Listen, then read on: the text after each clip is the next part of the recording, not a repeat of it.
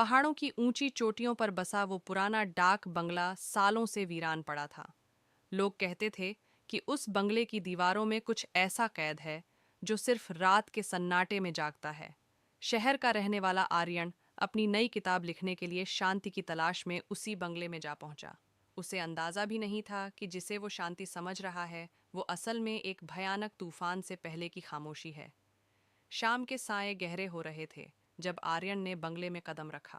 वहां के बूढ़े चौकीदार ने कांपते हाथों से उसे चाबी थमाई और अजीब सी नज़रों से उसे देखते हुए कहा, साहब, रात को अपनी खिड़की और दरवाज़ा अंदर से बंद रखिएगा और याद रहे, गलियारे के आखिर में जो कमरा नंबर 3 है उसके पास भी मत जाइएगा। वहां से कोई भी आवाज़ आए उसे अनसुना कर दीजिएगा। आर्यन मुस्कुराया। उसे लगा ये सब सैलानियों को डराने के लिए कही जाने वाली महज पुरानी कहानियाँ हैं। उसने अपना सामान रखा और गहरी नींद सो गया। रात के करीब 2 बज रहे थे जब अचानक एक तेज धमाके के साथ आर्यन की नींद खुल गई। बाहर बिजली कड़क रही थी और तूफानी हवाएं खिड़की के शीशों से टकरा रही थीं। तभी उस शोर के बीच उसे एक बहुत ही बारीक आवाज़ सुनाई दी, किसी के सिसकने की आवाज़। वह आवाज़ उसी गलियारे से आ रही थी जिसके लिए उसे मना किया गया था। आर्यन ने अपनी टॉर्च उठाई और दबे पांव बाहर निकला। गलियारे की पुरानी लकड़ी उसके कदमों के नीचे चरमरा रही थी, जैसे वो उसे आगे बढ़ने से रोक रही हो। जैसे जैसे वह कमरा नंबर 3 के करीब पहुंचा, रोने की आवाज़ साफ होती गई। वह किसी छोटे बच्चे के रोने की आवाज़ थी। आर्यन ने दरवाजे पर हाथ रखा। दरवाज़ा बर्फ जैसा ठंडा था। अंदर से एक मासूम सी आवाज़ आई, क्या कोई मुझे बाहर निकालेगा? मुझे यहाँ बहुत डर लग रहा है। आर्यन का दिल पसीज गया और वह भूल गया कि चौकीदार ने उसे क्या चेतावनी दी थी। उसने कांपते हाथों से कुंडी खोली और दरवाज़ा धकेला।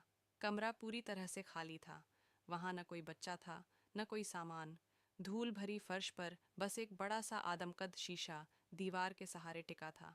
जैसे ही आर्यन ने अपनी टॉर्च की रोशनी शीशे पर मारी, उसे अपनी आंखों पर यकीन नहीं हुआ। शीशे में कमरा वैसा नहीं था जैसा बाहर से दिख रहा था। शीशे के अंदर वो कमरा खिलौनों से भरा था और वहां एक छोटा बच्चा खड़ा आर्यन को देख रहा था।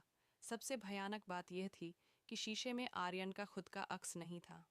आर्यन पीछे हटने लगा, लेकिन तभी शीशे के अंदर मौजूद उस बच्चे ने अपना हाथ बाहर निकाला। शीशे की सतह पानी की तरह हिली और एक ठंडा पीला हाथ बाहर निकलकर आर्यन के गले से लिपट गया।